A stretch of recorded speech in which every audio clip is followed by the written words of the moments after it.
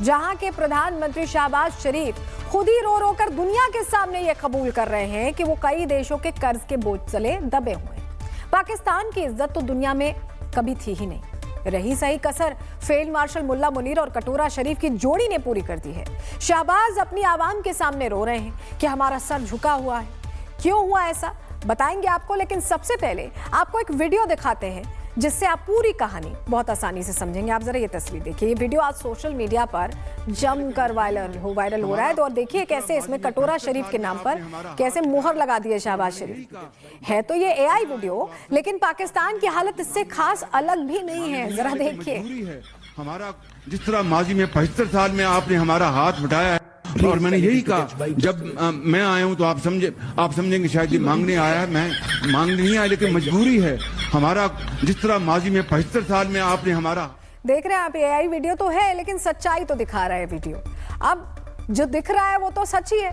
अंग्रेजी में एक कहावत है, straight from the horses mouth, यानी सीधा आपको शहबाज शरीफ के मुंह से ही सुनवा देते हैं कि उन्होंने कैसे पाकिस्तान के कर्ज को पूरी तरह से अपने साथ लेकर कटोरा लेकर पूरी दुनिया से पैसे मांग कर जुटाया है। आतंकिस्तान का बेशर्म प्रधानमंत्री ये कहने से भी नहीं चूक रहा कि उसने दुनिया के कोने कोने में जाकर भीख मांगी। सुनिए कटोरा शरीफ का लाइव कटोरे वाला कबूलनामा। और मैं आपको किस तरह ये बात बताऊं कि किस तरीके से हमने उन दोस्त ममालिक को जाकर कर्जे लेने के लिए उनके दरख्वास्तें दी, और उन दोस्त ममालिक ने हमें मायूस नहीं किया। लेकिन आप जानते हैं कि जो कर्ज लेने जाता है उसका सर झुका हुआ होता है। तो अब कह रहे हैं कि सर झुका हुआ है। अब वो तो झुकना लाजमी है क्योंकि पूरा देश कर्जे में डूबा हुआ है और हालात ऐसे हैं कि जो पैसा मिलता है वो आतंकियों में बांट दिया जाता है। और ऐसे में अब जब कबूलनामा सामने आया तो किस तरह से कर्ज के बोझ तले दबा हुआ है, झुका हुआ है पाकिस्तान, आपको डिटेल इस पर पूरी दे देते हैं ग्राफिक्स के जरिए। चलिए जानकारी आपके सामने रखते हैं। देखिए आईएमएफ का कितना कर्जा है जान लीजिए। सबसे पहले 8.3 अरब डॉलर आईएमएफ का। अगला डेटा एडीबी का 43.4 अरब डॉलर का कर्जा। चीन का भी कर्जा है। चीन तो अपना कंस्ट्रक्शन भी कर रहा है, आधी जमीन तो ले चुका है इनकी, और बाकी सीपेक के जरिए कब्जा करता जा रहा है। और कर्जा कितना है? 12.27 लाख करोड़ रुपए इंडियन करेंसी में बता रहे हैं। जापान का भी बता देते हैं 3.48 लाख करोड़ रुपए का कर्जा। ये वो डेटा है जो शायद सोने नहीं देता होगा कटोरा शरीफ को। सऊदी अरब की बात कर लें तो 1.49 लाख करोड़ रुपए का कर्जा, और इसके अलावा फ्रांस, जर्मनी और अमेरिका का भी कर्ज है। यानी ये कर्जा लेकर उठते हैं, कर्जा लेकर बैठते हैं, कर्जा लेकर खाते हैं, कर्जा लेकर पीते हैं और कर्जा लेकर आतंकियों पर स्वाहा कर देते हैं। इनका यही हाल है और यही वजह है कि इनकी आवाम दाने दाने को तरसती है। दाने दाने को खाने को नहीं होता, आटा नहीं होता, इस तरह की तस्वीरें आती हैं। और इसके पीछे की पूरी कहानी अब शहबाज शरीफ ने खोल ही दी है। यानी ऐसा है कि कोई डर नहीं जहां पर इन्होंने भीख के लिए मुनीर और शहबाज ने सर नहीं झुकाया। कोई डर ऐसा नहीं। शहबाज के इसी बेशर्म कॉन्फिडेंस पर बीजेपी नेता शहजाद पूनावाला ने तंज कसा है। उन्होंने तो कह दिया कि पाकिस्तान को अपने झंडे से चांद हटाकर भीख का कटोरा वहां परमानेंट कर देना चाहिए। आप समझ रहे हैं? और सलाह मशवरे सिर्फ भारत से नहीं आ रहे, बल्कि पाकिस्तान में खुद ही अंदर खाने ये बात आम हो गई है कि अब पाकिस्तान की लुटिया डूबनी तय है।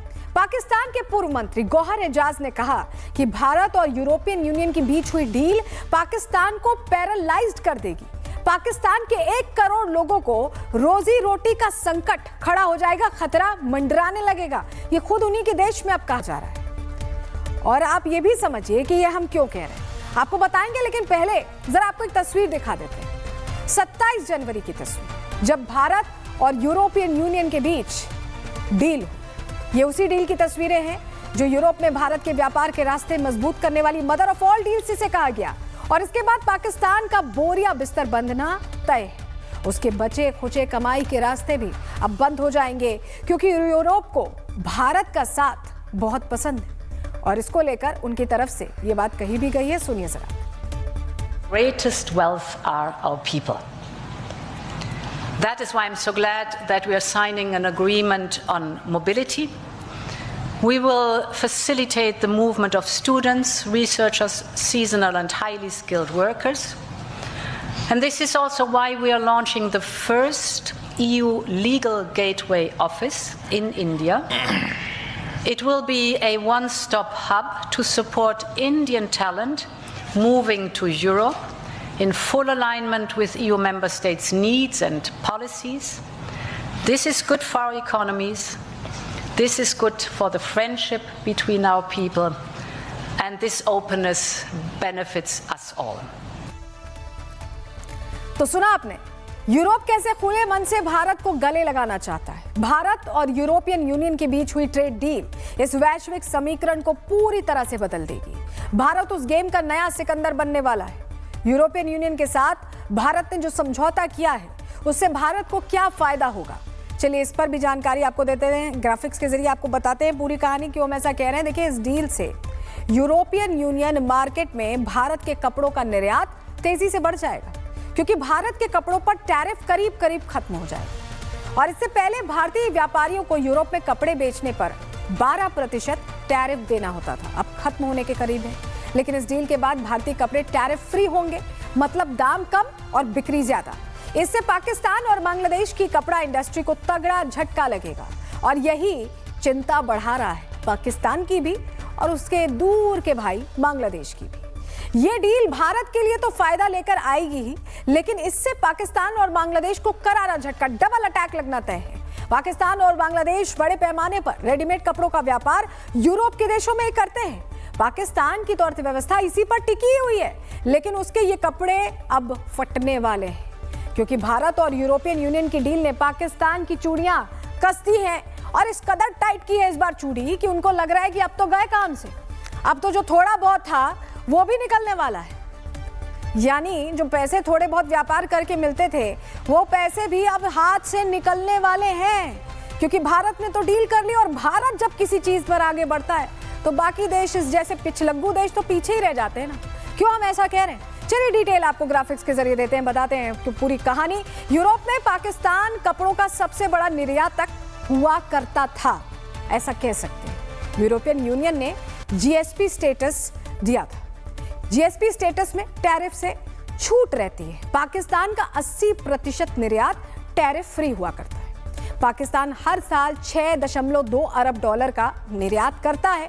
कुल $9 बिलियन का निर्यात होता रहा है, लेकिन अब ये बदल जाएगा। इसलिए बदल जाएगा क्योंकि अब इस मार्केट में भारत की एंट्री हो चुकी है और पूरी तरह से टैरिफ में छूट मिल चुकी है। 27 देशों का मार्केट भारत के लिए खुल चुका है, और भारत में इतना बड़ा प्रोडक्शन हब है कि अब जब हम आएंगे मार्केट में तो पाकिस्तान के लिए कहां जगह बचने वाली है। और हम ऐसा इसलिए कह रहे हैं क्योंकि भारत ऐसा करता है, जहां जाता है वहां पर अपनी छाप छोड़ देता है।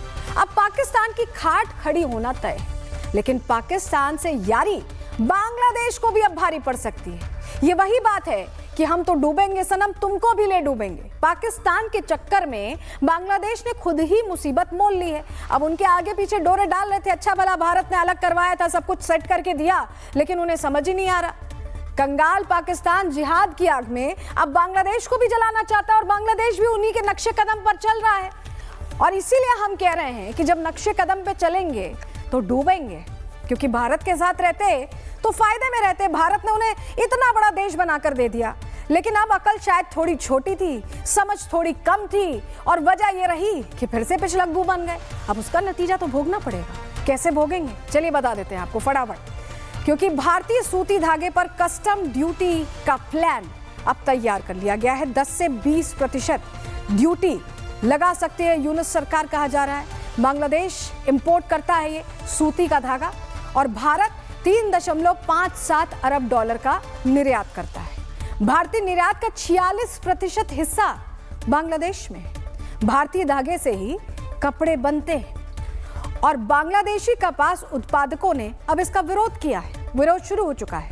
व्यापारियों की पसंद भारतीय सूती धागा ही है। पाकिस्तान ने ऐसे में अब आप समझ लीजिए कि बांग्लादेश को अपनी बातों में फंसाकर उनकी लुटिया डुबो दी है, क्योंकि वो तो फंस गई है। हुक्मरान तो अपने खेल खेलते रहते हैं, लेकिन इसमें आम जनता पिसती और यही नुकसान वहां के लोगों को होगा, निर्यातकों को होगा। वो इससे टेंशन में, ये आपस में लड़ रहे हैं, इनको समझ नहीं आ रहा कि देश कहां जा रहा है। और ये वहां के नेताओं की ना, बांग्लादेश और पाकिस्तान के नेताओं की दिक्कत है। उनको समझ ही नहीं आता कि उन्हें क्या निर्णय लेना है कि उनकी जनता को फायदा, अपने ही वो उसमें लगे रहते हैं। यूरोपियन यूनियन में देखिए साफ कर दिया है कि एशिया का बॉस अब भारत ही होगा।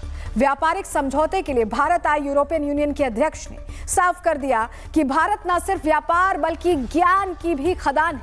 उन्होंने कहा कि भारतीय ज्ञान ने यूरोप को प्रकाश दिया है। सुनिए उन्हें कैसे भारत को वो की रोल प्ले करने वाला बता रही हैं। The relationship between Europe and India goes back thousands of years. We have long been connected and inspired through trade, science, and culture. From the earliest discoveries by Indian astronomers to the mathematicians who helped shape the European Enlightenment, or modern voices like Rabindranath Tagore, the first Indian to win the Nobel Prize. His poetry speaks to us still today every time India's national anthem is sung, as we've just heard. This history is the foundation for the transformative partnership we are building today in the fields of economy, technology, and far beyond. And the political ties between Europe and India have never been stronger. The European Union and India are natural strategic partners. और देखिए इस deal ने change of power की तरफ भी इशारा कर दिया, यानी दुनिया की ताकत अब सिर्फ अमेरिका तक सीमित नहीं रहने वाली। टेस्ला और स्पेस एक्स के मालिक एलन मस्क ने IMF की तरफ से जारी की गई दुनिया के ताकतवर देशों की एक लिस्ट शेयर की, जिसमें भारत ने अमेरिका को भी पछाड़ दिया है। ग्राफिक्स के जरिए आपको थोड़ा समझाते हैं हम क्या कह रहे हैं। देखिए ग्लोबल GDP में दूसरा सबसे बड़ा खिलाड़ी बनने वाला है भारत। चीन के बाद भारत बनेगा सबसे बड़ा बाजार। अमेरिका को पछाड़कर भारत ने दूसरा स्थान हासिल कर लिया है। चीन और भारत मिलकर ऐसा लग रहा है कि दुनिया की 43.6% GDP कंट्रोल करेंगे, लगभग 50% के बिल्कुल करीब है। अब आप समझ रहे हैं डिसाइड कौन करने वाला है दुनिया में पावर डिस्ट्रीब्यूशन। अमेरिका तो साइड हो चुका है, इंडिया और चाइना। तो देखा आपने, दुनिया को समझ आ चुका है कि अब भारत का टाइम आ चुका है। टैरिफ की धमकियों से डरने के बजाय भारत ने यूरोप में नया मार्केट खोल दिया है और इससे शाहबाज की नींद उड़ गई है। मोदी के एक फैसले ने कैसे पूरा गणित बदला है, इस रिपोर्ट के जरिए समझिए।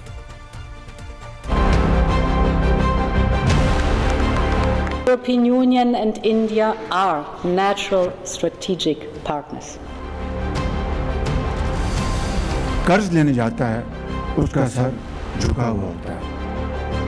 ये तस्वीरें देखिए, ये अनुमान भारत के दबदबे को साबित करने वाला है। ये पीएम मोदी की ट्रेड टैक्टिक्स पर मुहर लगा रहा है। एलन मस्क का ये ऐलान बता रहा है कि ग्लोबल इकोनॉमी में अब भारत नंबर 2 बनने वाला है। भारत और यूरोपियन यूनियन की डील ने सारा खेल बदल दिया है। जो डील हुई उसके आफ्टर इफेक्ट्स भी दिखने शुरू हो गए हैं। शहबाज शरीफ का रोना निकलने लगा है। कटोरा शरीफ और फील्ड मार्शल ने दर दर की ठोकरें खा के जो चंदा जुटाया था, अब उन्हें समझ आ रहा है कि इससे तो बड़ी बेइज्जती हुई। दुनिया पाकिस्तान पर थू थू कर रही है तो शहबाज के घड़ियाली आंसू निकलने लगे हैं। और मैं आपको किस तरह ये बात बताऊं कि किस तरीके से हमने उन दोस्त ममालिक को जाकर कर्ज़े लेने के लिए उनके दरख्वास्तें दी और उन दोस्त ममालिक ने हमें मायूस नहीं किया। लेकिन आप जानते हैं कि जो कर्ज लेने जाता है उसका सर झुका हुआ होता है। पाकिस्तान का डर यह है कि यूरोपियन यूनियन और भारत की डील पाकिस्तान और बांग्लादेश की इकोनॉमी की कमर तोड़कर रख देगी। दोनों देश बड़े पैमाने पर रेडीमेड कपड़ों का निर्यात करते हैं, लेकिन भारत पहले से इस बाजार का किंग रहा है। इस डील के बाद यूरोप के 27 देशों में भारत टैरिफ फ्री व्यापार कर सकेगा। इसका मतलब ये हुआ कि इन दोनों चंटू मंटू की दुकान बंद हो जाएगी, यानी कंगाली में डूबा पाकिस्तान दाने दाने के लिए मोहताज हो जाएगा। और उसकी जिहादी पाठशाला का नया स्टूडेंट बांग्लादेश भी अपने पैर पर कुल्हाड़ी मारने के बेहद करीब पहुंच गया है। यानी दोनों का डूबना तय है। बस ये देखना है कि पहले किसकी दुकान पर ताला लगता है। Bureau report, Republic Bharat.